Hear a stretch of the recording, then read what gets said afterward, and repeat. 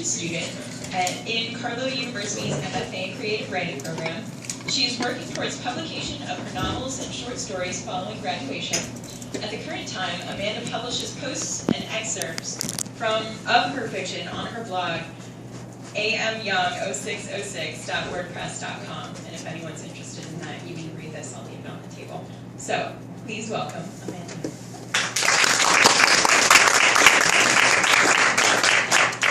Thank you. Can everyone hear me?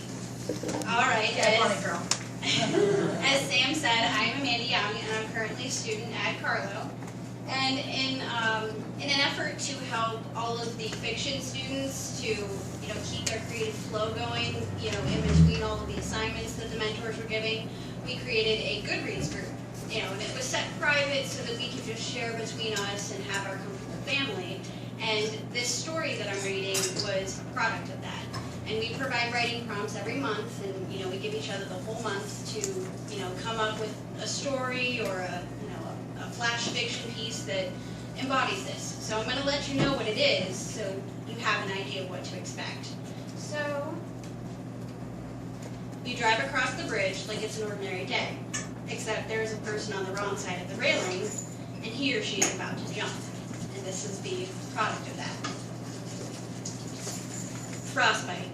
It was the last thing on my mind coming home from the bar with Eve that night. The buildings were like a ghost town amidst the outdated social clubs and used car lots that made up downtown Johnstown. The shadow of the steel mills loomed above, rusted and crumbling from ages of neglect. It was nice to go out for once, and I needed a few drinks before our trip to Eve's parents for Christmas the next morning. We were driving past the U-Haul when Eve spotted him. "Oh my God," Eve said. "Pull over right now. There's a guy on the bridge. He's going to kill himself." "What are you talking about?" I asked. "We have to get home before they set up a checkpoint. Plus, we can snuggle and watch the new Mad Men." "Marty, for God's sakes, pull over." After parking on the side of the road, I got out of my warm, comfortable Jeep, only to remember that I had forgotten my gloves in the center console. I quickly pulled the zipper of my coat all the way to the top, burying my chin in the warm gray wool. "What are we supposed to do?" I asked. "Shh, I'm calling 911. She ran her fingers through her short brown hair as she waited for someone to answer. The wind whipped around us, forcing her to cover the speaker of her phone so she could talk. The gesture reminded me of how much Eve hated talking on the phone. She would do anything to avoid people's phone calls in favor of texting, while I loved chatting away. That's probably why I don't mind being a secretary for the rest of my life. But Eve has bigger dreams. Traveling the world in search of people she could rescue from their sad, emotionally damaged lives. My girlfriend was a shrink in training. Not the most popular career, but considering that I pursued creative writing in a time where iPad is a child's first word, I can't really argue. "Yes, I'm reporting a suicide attempt at the Stone Bridge in downtown Johnstown," she said. I felt so useless standing in the below freezing weather, but I couldn't leave without Eve, and she was determined to save this poor schmuck. I could see her hand shaking from the cold, or the fear that we would watch the man die.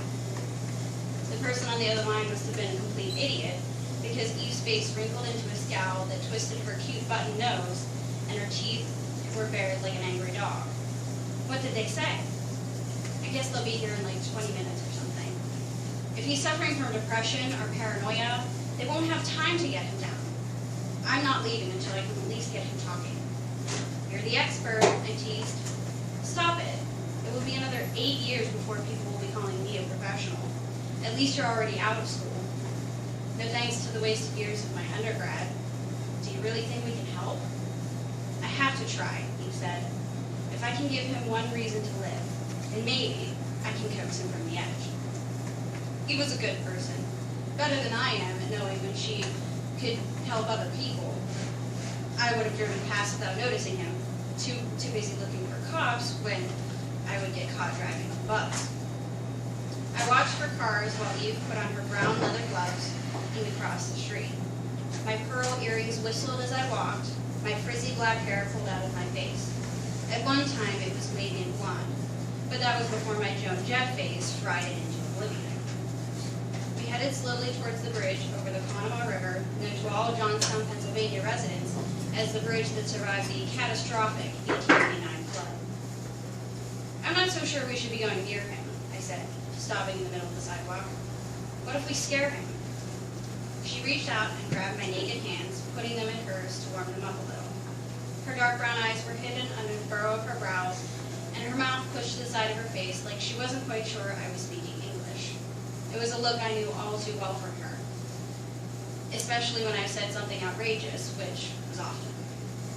He needs our help, Marty, she said, gripping my hands tighter. What if it was me out there?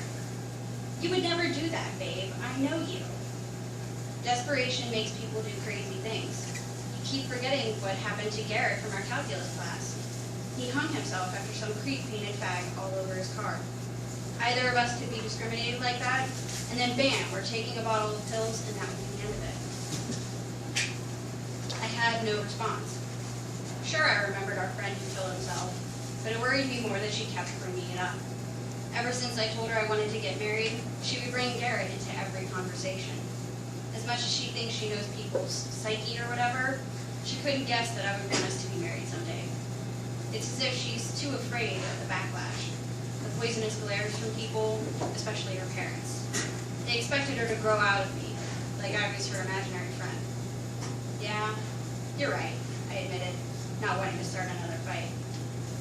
I could see the man had inched across the second set of tracks, and Eve's pace hastened, her focus locked on the man as if her life depended on it. My fingers were burning in the cold, and I could only hear the faint clicking of my high-heeled boots and the water rushing under the bridge. I held Eve so that she could climb onto the frozen ground of the bridge, and her hand was waiting to pull me up. My heel rolled on the loose gravel, making me lose balance for just a second, but Eve was there to catch me. She had been since we met 5 years ago at Mount Aloysius College. We did one of those icebreakers where you fall backwards to catch a stranger in your arms. The orientation leaders paired us together, and Eve walked over to me wearing a yellow sundress with soft ruffles that made my band t-shirt and capris look like rags. When I landed in her arms, I could smell coconut oil, drawing me toward her like the tempting mirage of a desert. I knew then that there was something irresistible about Eve, and tonight would be proof that she could charm a man from the edge. Hello, Eve called out, waving over her head to get his attention. Can we help you? It sure is cold out here. He turned toward us, the green and red lights from the stone bridge coloring his face in cheerful Christmas hues. The man couldn't have been more than 28, a little older than Eve and I, but the lights illuminated the creases in his face, aging him past his prime. The color of his hair was impossible to tell in the dark, even with the light shining on him. He looked like a ghost, stuck between the radiance of life and the stark cold of death. Eve continued towards the strange man, asking his name. He turned back to the water as if we didn't exist. I hoped that the cops would be here soon, and of course, Eve refused to wait. Her bravery astounded me, even after all these years together. Her dress thrashed around her as she moved, her hand outstretched to meet him. My angel was trying to save another person. I've watched as Eve saved dozens of people from their own destructive thoughts and actions. This time was no different. I was simply the conscientious observer, trying to warm my hands from the bitter wind that was slowly turning them blue. Eve, let the police get him down. Don't get too close to the edge. No, Eve said, her voice abrasive and sweet at the same time. She faced the man, whose hands now rested on the railing of the bridge, looking straight down at the rust-colored water that looked as red as blood flowing through the 7 stone columns. I expected his hands to be as cold as mine, with no gloves or jacket to protect him from the cold, but he looked unnaturally content in his current situation. Come with us, Eve said. We'll buy you a drink at the Phoenix, and some wings if you like. Shaking his head, he leaned over, as if he was searching for something he had dropped in the water. His clothes were meant for a man 3 times his size, and dirtier than a hobo. It made me worry about Eve, because I always fear the worst in people. She was convinced he was an innocent in need of saving, and I only saw the pain and hatred in his eyes. Evie, get back here! She wasn't more than a foot away from him when he stepped down from the railing. His torso surpassed Eve by a good 2 feet, forcing her to take a step back. I tried to run to her, but she motioned for me to stop. I could see her eyebrows lower as the surprise turned into recognition, and I saw a familiar smile crawl up her cheek. Her lips began moving quickly, and even though she didn't want me nearby, I had to move closer to hear her. I knew from experience that she could charm any man or woman into buying her a beer or walk away from a fight. Only this wasn't a bar, and he wasn't interested in a drink. I heard the sirens a few streets away, finally getting within range. My heartbeat raced faster as I watched Eve slip her fingers under the man's right hand. I had to remind myself to breathe in that moment because the man was still processing that Eve was even touching him. Paired with the increasing arrival of the police, he pedaled backward without looking at where the speed were going. As much as Eve knew the psychology of suicide, she didn't plan on how to save him until he actually fell. I did. Just before he hit the railing, I managed to push Eve to safety, lunging for anything I could grab. He screamed at me, a loud, deep sound from the depths of his belly, as though he had already hit the water. But the splash never came. My adrenaline flared as I held on to the only body part within reach. Eve, on the other hand, was so much in shock, I had to call her name twice to help me. My hands were so numb, I was losing grip on his hairy, dry leg. I could tell that the man was not prepared to live through that because he had wet himself in the seconds over the edge, which would have grossed me out in any other circumstance. His shirt came off as we dragged him back over the railing, unable to stay on his anorexic body. Eve dropped the man's leg when she spotted the gun tucked in the waistband of his jeans. "Step back, Eve." I forced the man to his knees, straddling him so I could pin his arms down. Poor Eve thought she was in control of the situation. She never would have had the strength to hold the man's life in her hands. I guess that's why I am always there, to be her strength when her charms and words aren't enough. My palms began to sweat as I reached under to grab the gun. I used my coat sleeve to lift it from his belt and toss it a few feet away. Guess he had a backup plan for when jumping wasn't the right option. The police arrived in time to secure the man in handcuffs and couldn't muster more than, "You're free to go." Once they were gone, I finally noticed that 2 of my fingers had turned purple with frostbite. We found out on the news the next day that he was a drug dealer in the area, and he seemed to be tired of running. There was no mention of his suicide attempt or our help, only that the police had been searching for him for weeks for attempted murder. He had a boy about 12 years old and recently lost visitation rights to the boy's mother. Eve hasn't been the same since that night. Not better or worse, just different. She still looks at me with her brows furrowed, only it's not that she can't understand me. I think she's surprised by what happened, by what I'm capable of doing in difficult situations. I guess the change was something she hadn't expected, which is fine by me.